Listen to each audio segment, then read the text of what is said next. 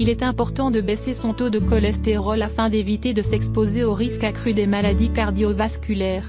Et il est tout aussi important de savoir que cela passe par l'assiette en adoptant un régime à teneur réduite en graisses saturées et en cholestérol. En outre, parmi tous les aliments favorables à une bonne cholestérolémie, on dit souvent que l'ail est plus à même de réguler ce dernier en l'empêchant d'être produit en excès. Cependant, il est sans doute plus judicieux de nuancer l'étendue de sa contribution sur la régulation du cholestérol comme expliqué dans Le Figaro. En France, une personne sur 4 souffre d'hypercholestérolémie. Les causes de l'excès de mauvais cholestérol peuvent comprendre une alimentation trop riche en gras, la consommation excessive d'alcool, la sédentarité mais aussi l'hérédité. L'ail demeure un aliment très intéressant grâce à ses bienfaits antimicrobiens, anti-inflammatoires et antioxydants. Mais qu'en est-il de sa réelle contribution dans le contrôle du cholestérol? Car bien que cet ingrédient ait un rôle non négligeable dans ce sens, il convient d'examiner l'ampleur de son efficacité. Point sur les bienfaits inhérents à l'ail. Tout d'abord, les bienfaits de l'ail sont indéniables. D'après l'avis médical de nos confrères de Doctissimo, la consommation de l'ail aide notre corps en cas de troubles mineurs de la circulation. Ainsi, il favoriserait la baisse de la pression artérielle, de la coagulation et le cholestérol. Du côté de ses propriétés, l'ail est capable de contrer un certain nombre de germes cutanés infectieux ainsi que des parasites. L'ail est de ce fait, considéré comme un antioxydant qui agit contre certaines maladies neurodégénératives.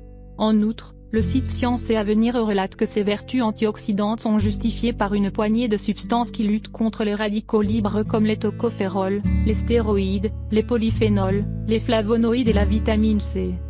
L'ail réduirait-il le mauvais cholestérol?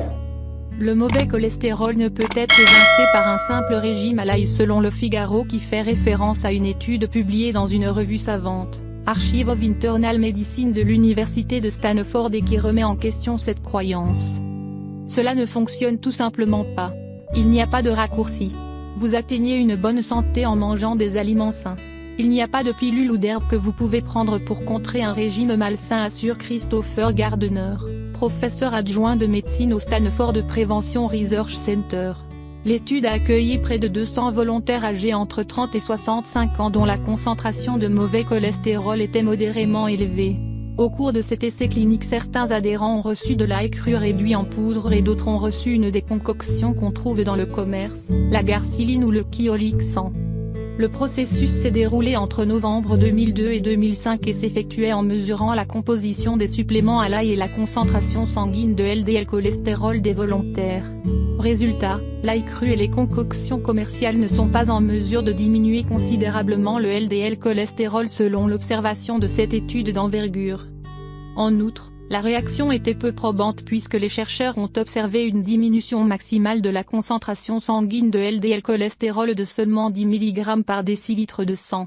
Rien n'a été d'ailleurs modifié au niveau des marqueurs de la santé lipidique, que sont le cholestérol HDL, le bon cholestérol, les triglycérides et le rapport des deux cholestérols.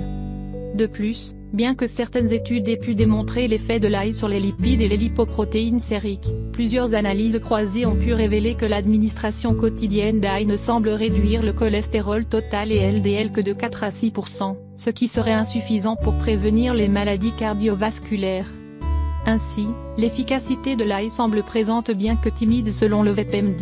En effet, le site propose des traitements alternatifs dans la réduction du cholestérol et parmi ces derniers figure l'ail qui aurait la capacité de réduire le taux de cholestérol total dans le sang à raison d'un petit pourcentage et ce, à court terme seulement.